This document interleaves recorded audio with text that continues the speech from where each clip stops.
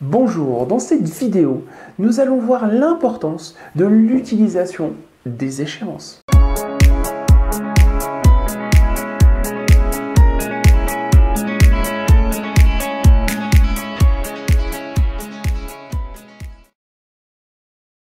Vous avez probablement déjà remarqué que plusieurs enceintes commerciales, magasins, boutiques, compagnies aériennes low cost, sites internet marchands, etc.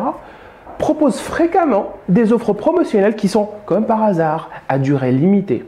Vous vous êtes déjà posé la question à savoir pourquoi ils font ça? Ont-ils par exemple des contraintes particulières qui les obligent à limiter la durée de leur promotion? Peut-être.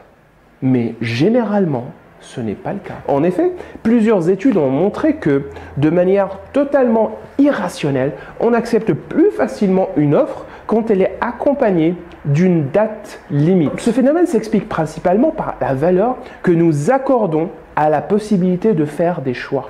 Pour faire simple, toute offre nous met implicitement devant un choix, soit l'accepter, soit la refuser. Ce sentiment de choix traduit en quelque sorte une certaine liberté. Si l'offre est retirée avant qu'on ait pu y répondre, on a donc perdu la possibilité de faire un choix. Nous allons par la suite avoir le sentiment d'avoir raté une opportunité, ce qui est parfaitement irrationnel. Parce que c'est un aspect qui fait partie de la psychologie humaine et ce qui est la chose qui est utilisée avec virtuosité par le monde du marketing. Il ne faut donc pas hésiter à faire la même chose avec votre interlocuteur lors d'une négociation. Voici donc un exemple d'un négociateur qui n'impose pas d'échéance à son interlocuteur. On est d'accord. Effectivement, Monsieur Leblanc, sur la base de ce que nous nous sommes dit à l'instant, nous allons mettre à jour les clauses du contrat signé. Très bien. Nous vous invitons donc à nous le retourner signé dès que possible. Ok, très bien. Reprenons le même exemple, avec cette fois-ci le négociateur qui propose ou communique à son interlocuteur une échéance. On est d'accord. Effectivement, Monsieur Leblanc, sur la base de ce que nous nous sommes dit à l'instant, nous allons mettre à jour les clauses du contrat signé. Très bien. Nous vous invitons donc à nous le retourner signé sous quinzaine.